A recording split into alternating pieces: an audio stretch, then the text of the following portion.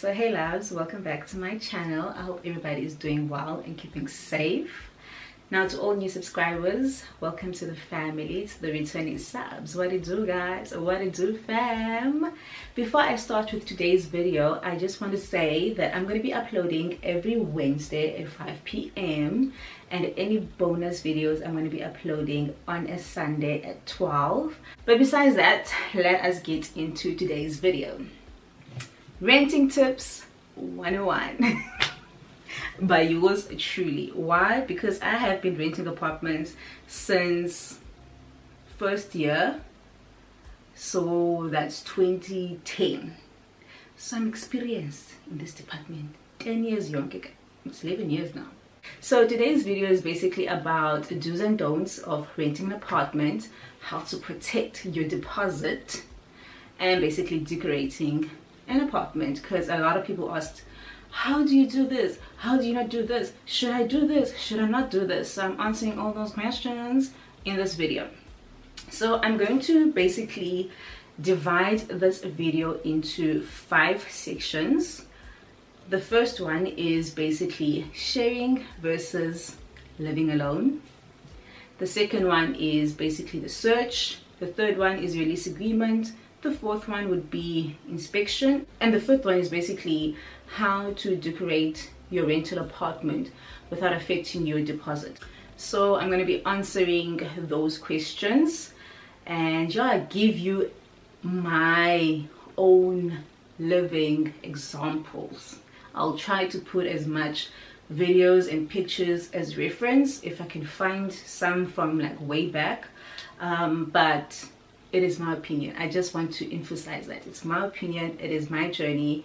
That might not work for somebody else, but might be a lesson. Yes, it might be a lesson. If I did something wrong, then you'll know not to do it. So yeah, let's start with this video. Sharing versus living alone, guys. Okay, so there's obviously benefits to both of them, right? So let's start with sharing. I shared my apartment with different flatmates from 2010 up until 2016. Yes, for 6 years. I literally could write a book about the different type of flatmates I had. Child, The main advantage of living with someone is splitting your expenses. That for me is the only reason why I would live with somebody else. Okay, fine. If I'm married, I'll have to live with another person. If I have children, I'll have to live with the children. But I mean, right now, the only reason why I'm sharing again is to split expenses. Okay, there's a lot of other reasons, but one of the main reasons is splitting expenses. Everything's expensive, guys, so we try to reduce our costs somewhere, somehow, and sharing an apartment is one way of doing that. You split your rent, you split electricity, water. If you do groceries together, you split groceries and all of that stuff. Wi-Fi, DSTV, any expenses that you might have in your household, you split with the person you share with, right? So that is the major advantage of sharing with someone. Another one would be if you're a person who doesn't like being alone. That's another advantage. You always have someone there. Now, that does not mean that person wants to talk to you every single day, darling, okay? But the person is there. That is the advantage. What other advantage is there? I really can't think of any. Like, because sharing, guys, with a person, it's different personalities, right? You have your way of doing things. The other person has a way of doing their own things. You guys could clash over that. Another person's tidy, another person's untidy. Another person likes silence. Another person likes being with their friends, so they always have visitors around. Another person, is dating, so the boyfriend or the girlfriend is always around, and you are the single one. You're like, dude, why is the partner always here? So you tend to find little things to argue about, and then it can easily be blown out of proportion. Sometimes you may find the perfect flatmate. Maybe sometimes you are staying with somebody that is vocal and you're also vocal, so you talk about what's bothering each other and you work on it. I am not good with being vocal. It's something that I work on, so I tend to keep quiet, and then when I've had enough, I will say what I have to say. I will say it nicely, but I will say it, and you'll think it's coming out of nowhere, but it's been building up. So for me, there's more disadvantages staying with someone than advantages, but the advantages are nicer because it involves money. And then living by yourself. Now, living by yourself is nice and all. It is obviously the opposite in the money aspect, because everything falls on you. Your rent, your water, electricity, your food, everything, it falls on you. But the advantage of everything is that you have your space to yourself. You can decorate whatever way you want to, because you don't have to consider another person. If you don't want to talk to anyone, you won't talk to anyone because you're staying by yourself. If you want to have people over, you can have people over. If you want to chase people away, you can chase people away. Like, it's your place. You can do whatever you want to do with it without having to consider another person. When you're looking for a place to rent, if you know your budget is tight, I would personally advise you to first share, and then at a later stage go and stay by yourself, depending on your budget, obviously. Also, other people share because they don't really have much furniture, so they'd rather go share with somebody who has furniture, then they can save up and buy their own furniture and store it somewhere, so that when they eventually move out, they can then just move and already have money saved for furniture, or already bought furniture that gets stored somewhere else. So when you're looking for a place to stay, you just need to ask yourself, where are you financially? And your finances are literally going to determine which path you take, honestly. Searching for an apartment. Guys, search for that apartment. Go and view that apartment. If you can't view, ask somebody you trust to go view that apartment for you. If you don't have anyone in the area that can actually go view the apartment for you, ask the estate agent to video call you or something, just so you can see the place. But I would advise that you try by all means to see it yourself, or to get somebody you trust to go actually view the place for you, just so you can see how the unit really looks. Because sometimes what you see online is not what you're going to see when you go and view the place. What you see online, guys, can be totally different to how the apartment actually looks like. Maybe it's a picture from a long time ago versus how the apartment really looks like now, you know. So it's really nice to go and view a place and just note which side it's facing. Do you want the sunrise or sunset? What type of lighting you're gonna get, you know? Like, for example, right now this apartment has a lot of light. I'm not even using a ring light, and it is 10 p.m. and it's just my light that is shining over here, and the walls are okay. I'm being dramatic, but anyway, you get where I'm going with this, right? Viewing is very important. Viewing is crucial, people. Very, very crucial. Don't be those people who see an advert, like the pictures, pay a deposit and pay rent without even viewing it. You could be easily scammed. That has happened to a lot of people. So viewing is essential. Now, when you're searching, use sites, websites that you can trust. For example, Property 24, and what's the other one? Private Property. Yeah, those are the most trusted property websites I know. Gumtree is touch and go, guys. Facebook is touch and go. Anything that does not involve an agent is touch and go. So I'd rather advise you to go to Property 24 or Private Property. Yes, those websites, instead of about Gumtree and whatnot. If you're going to do Gumtree and all that stuff, view the places, vet the person you're going to be renting from, because there are people. Yes, in my previous apartment there was a person who advertised an apartment and these people paid, but when they got there, other people were staying there. So this person advertised an apartment that's not theirs. So you guys, just go to like websites that you're going to trust and search there. Where you choose your apartment is obviously going to be based on a lot of things. That in terms of your location, it's going to be based on, do you want it close to your work? Do you want it close to family? Do you want it close to public transport? Those factors, like there's so many factors, but usually those 3 factors are the top for many people. So just ask yourself what is important to you in terms of the place that you're searching for. But the one thing that's going to determine where you search is going to be your price. And another thing then, it's going to be what type of building you want to stay in. Do you want an old building? Because old buildings are typically big. They are usually big in size. I know when I stayed in Long Street, it was an old building. The lounge was huge. However, they are kind of outdated. There was no stove, so we had to buy a stove. The shower, the bathroom was very outdated. So when you live in an old building, sometimes they are not renovated as much, or not recently renovated. So you might find that they're outdated in terms of how they look inside, but they're really big in size. You can work with that. I'll try to find a picture or 2 of my Long Street apartment to show you guys how it looked when I stayed there.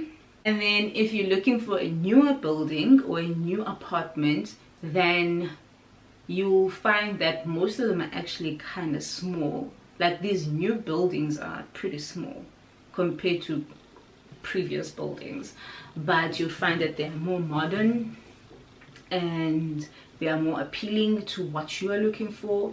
So that's going to determine how you choose where you want to stay. Now, speaking about new developments, let me just give you a bit of an update on my situation. So I am staying in a new apartment. It was recently built last year and it was open for occupancy on the 1st of December. That's when we could move in. We moved in, right? And I think because they had promised people that they can move in on the 1st of December and people had paid and whatnot, they were under a lot of pressure and a lot of things were not done. Like a lot of things were just not done. Speaking about my apartment, there was poor paying jobs in some areas in the apartment. Some of the doors were floating. Guys, I could literally put my entire foot underneath my bedroom door in the bathroom because the carpenter, I don't know, his measurements were off when he was busy with that door. What else? Misalignments, guys. Like, I don't understand. You're looking at a thing, you're measuring it, but still it's true. Why? Tell me why. And then there's this thing, I'm going to put a picture of it somewhere. I'll put a picture somewhere here. It is a fire. What is it called? What is it called? What is this thing called, guys? It's not a smoke detector, man. What is it? We will say it's a smoke detector. I forgot the name. There's this thing. It was this small, this short. It was this short. And then they decided to make it longer. This long. Why? I asked them why must this thing be here? Why must it be so long? Why is it not in the middle? Why must it be red? Oh my gosh, guys, like it pains me. It is it's not. Oh guys, and they gave me all the reasons why. Okay, firstly, the reason it's red is because according to the fire department it needs to be red. Why it's not in the middle, they don't have an answer for that. It was just poor measurements on their side. Why must it be this long? So that if there's a fire that breaks, the water, it's gonna it's gonna prevent the fire basically from getting out of the window. That's why they had to make it longer like this, so that it prevents the fire from leaving the building and burning the other apartments. I can't even paint it. So the one guy said I could paint it, but he doesn't know what might happen if the fire department were to come here and then they find that I painted it white or something. So I'm just gonna leave it red, and after a while, guys, you forget that it's there. Like, you forget that it's there, I promise. So that's that. And obviously when we moved in, a lot of companies were closing for the holidays, and then they recently opened now in January. So there's been a lot of work being done in this apartment, a lot of painting, a lot of taking off of the doors and just fixing all of these things, meaning that there's people in my place, it's dust, it's me having to clean, it's me having to sleep in a mess. Just has not been a great experience. So moving into a new apartment is all nice, it's all fun and games until you see there are things that need to be fixed. That part is not cute when they actually have to fix them, because now you have so much work to do once they are done, in terms of cleaning up, sanitizing the place, making sure that everybody is wearing masks, that they sanitize every time they come in the house, and all of that. It's just a lot. And then I'm working from home, so now I'm busy with work and I'm busy with these people, and I'm like, yeah, no. So they're almost done with most of the stuff they need to fix here, but besides all of that, I really do like the apartment. It's really big, it's really open. Well, it's not really big, but it's big enough, and it's open and it's cute, and it's like, you know, the lighting is bomb, so it's fine.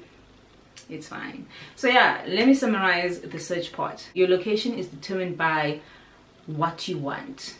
Do you want to be close to work? Do you want to be close to public transport? Do you want to be close to family? Your budget will determine where you stay. Do you want to stay in an old building, which is usually bigger, or do you want to stay in a new apartment block, which might be smaller? You might encounter some problems in terms of, if it's really new and you're the first occupant of it, that some things have not been finished, like I experienced. Sometimes it's perfect, guys. You get into a new place and it's sharp. So that's that when it comes to the search and how to determine where you stay. I'm not gonna speak a lot on the lease agreement because it might be different for everyone, depending whether you are renting through an agent or directly from the owner. The only thing I can say about your lease agreement is read it. Read that document. It is a binding contract between you and another party. Make sure you initial each page and sign, and the other person also signs, and you have the final copy where everybody has signed, so that when you move out you don't find additional pages placed in there that you didn't know about, you know. So just make sure you have a signed lease agreement by everyone that needs to sign it. Have a copy of that and read your lease agreement, because it's going to outline everything, your costs, the costs that have to do with renting, being the deposit, being administration costs, where you have to pay your rent, when you have to pay your rent, the do's and don'ts, all of that. It's basically all outlined in the contract that you sign. So whatever document you sign, make sure you read it. It is very important to read that document. Inspection is so important. Make sure you have a snag list. Make sure that you look at the apartment with the agent, with the owner, and jot down every single thing you think might affect your deposit when you move out. Make sure to take pictures, because sometimes it's very hard to write what is it that you find that is faulty. So I know for this place that I stay in, I did an inspection with the agent before I moved in, and then I had 14 days or 7 days to look at the apartment again by myself and send that in to them, so that it forms part of the snag list that they did with me, that they provided a copy to. They also provided a copy to me of their snag list, and then I just sent through any additional things that I may have seen that we did not see together when we were viewing the place. So that's important. Your snag list is very important. Inspect, take pictures, guys. Save them online, your Google Drives, your Apple account, whatever, your iCloud. Save them online, because you might lose your phone, so you need to be able to access them in 2 or 3 years when you decide to move out of the apartment. You know, just make sure you have them saved somewhere. Any problems you see in your apartment throughout your stay, just inform your agent or your owner. It is for your best interest. If you don't, you might be held accountable to something that could have been easily fixed when it had when you saw it for the first time. So I literally, I'm the type that reports everything, guys. Like, I will report everything.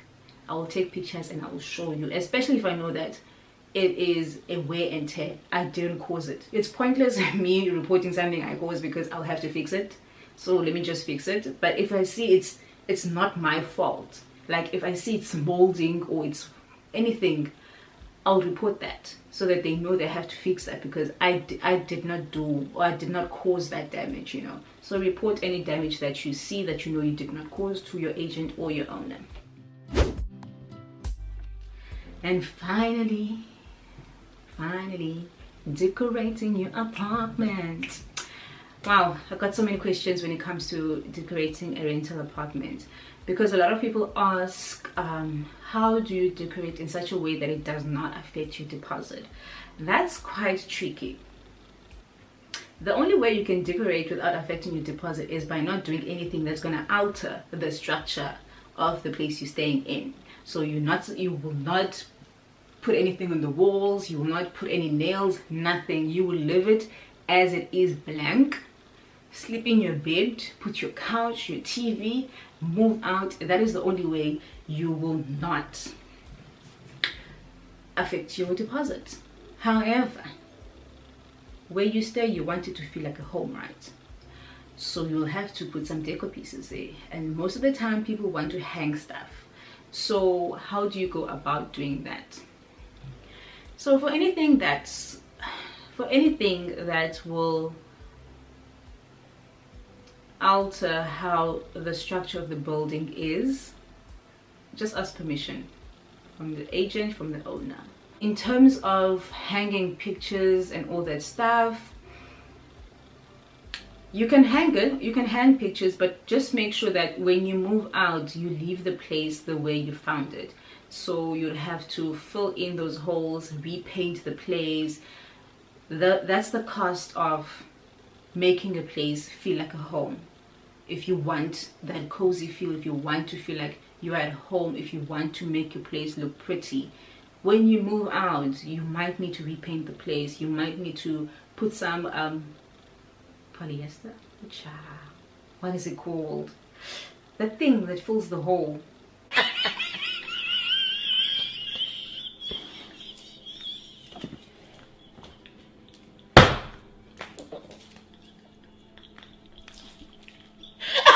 think it's polyester.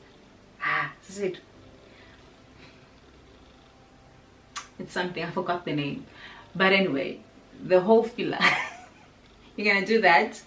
I actually have a video on that on my Instagram. I'll have that on the description bar below. I'll put the link there so you can know what I'm talking about, how to cover up any holes that you have made, and just basically just repainting and having the wall look the same way it was when you moved in. Obviously the most important thing is actually getting the paint color that was used in your apartment. And what else? I know a lot of people ask me, when you move into a place, what do you buy, you know? So for me, the most important thing to buy is your bed, because you need a place to sleep in. And then it would be your fridge and your couch, and then everything else. The small stuff you can buy as and when you go, like every single month or every other month. And just your big furniture items, I would say, are the most important things to buy. So your bed is very important, because you need a comfortable place to sleep in, you know. And when it comes to buying things, guys, there are certain things you need to spend money on, And then there are certain things where you're like, you know what, you don't need to. How do you know when you have to spend money on something? You need to ask yourself, do I need this thing for the next 5 years, next 10 years, you know? If you want to have something for a very long time, you need to spend money on that. You need to buy something that is of good quality. But other things you really don't, like vases, like vases, you don't need to spend a lot of money on that. You don't need to spend a lot of money on lunch baskets or a mirror, stuff like that. But if you know that a particular thing you wanted for a very long time, then spend money on that, because you don't want to find yourself buying a bed every 2 years. Beds are expensive, so buy a good quality bed, you know. So that's that when it comes to decorating. However, if you don't want to hang pictures on the wall and stuff like that, you can always just decorate with your vases, or just put pictures on top of tables, decorate your scatter cushions, your throws, flowers, plants, that type of stuff. You can decorate with that. That also really does make a home look really nice.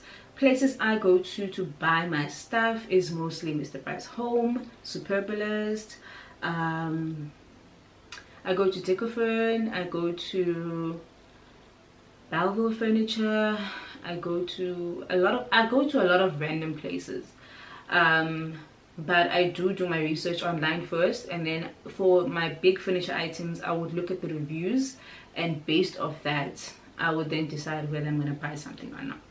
So how you also decorate your place is determined by what you have. A lot of us, or most people, have hand-me-downs when they move into an apartment. I had a lot of hand-me-downs for most of my previous apartments and the one that I was in before this one. So the stuff that I got from home determined how I'm going to decorate my place. But when I moved into this apartment, I knew that I wanted something different. I wanted something more light, more calm, more peaceful, more airy. So I sold a lot of my stuff. I sold them and I saved a bit of money and bought a lot of things during Black Friday that were on sale. So I came into this apartment with a vision of how I want it to be. It is a work in progress.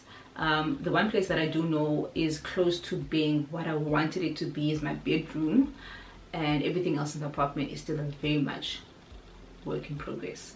So, but I know what I'm going for, I know the feel that I'm going for, so I know what I'm looking for. Compared to when I had a lot of hand-me-downs, I kind of struggled with how I wanted the place to feel, and just mixing the different textures, material, the colors and all of that with what I got from home and what I'm finding at stores to my personality. But I can say that my previous apartment really did represent my 20s, and this apartment represents the mature gal. This place represents 30-year-old Sesethu. I am calm, I am peaceful, I am all of that in one, you know. Yes, so your place basically is determined by the furniture you get from home, or the furniture that you've planned to get. If you had a vision board or a mood board of the type of feel you want for your place. But yeah, I think that's all I'm going to cover for this video. And if I were to summarize everything, let's see. Share if you want to cut costs. Live alone if you can afford to. Search on websites where you can trust the information that is provided to you. So your Property 24, your private property, compared to your Gumtrees. Make sure you view every place that you might want to stay in. Where you stay is obviously going to be determined by your budget, the location, what you want from an apartment, whether you want a very modern apartment or you want a very big old apartment. That's also going to determine where you stay. Just make sure wherever you stay is safe. You don't want to be staying in a place where you know by 5 o'clock you need to be at home because it's not safe outside. Your safety is important. Lease agreement, just read your lease agreement, guys. understand it, have a signed copy. In your inspection, make sure you have a snake list, make sure you take pictures, you save them somewhere online in case you lose your phone. Lastly, decorating your rental. Just try to make it feel like home. Your apartment should be a place where you feel calm, you're happy, you feel light, you're at peace. A place that represents who you are. I know that has to do a lot with money, so start buying things when you can, save for stuff. But I know we all want this thing of we want to move into a place and it's already furnished and it's perfect. Chances are, unless you have the money, that's not going to be your reality. So you need to save and plan and just try and make your place represent who you are and where you are in your life. I think that's my rental tips 101. I hope you guys found this video informative. I hope you liked it. If you do, please make sure you like this video. Comment below any questions you might have. Also just comment what else you want to see in this channel so that I can jot it down and see if it aligns with me. But yeah guys, thank you so much for watching this video. I really do appreciate everyone that watched till the end. Otherwise, take care guys. I will see you guys next week on Wednesday 5 p.m. with another video. Bye.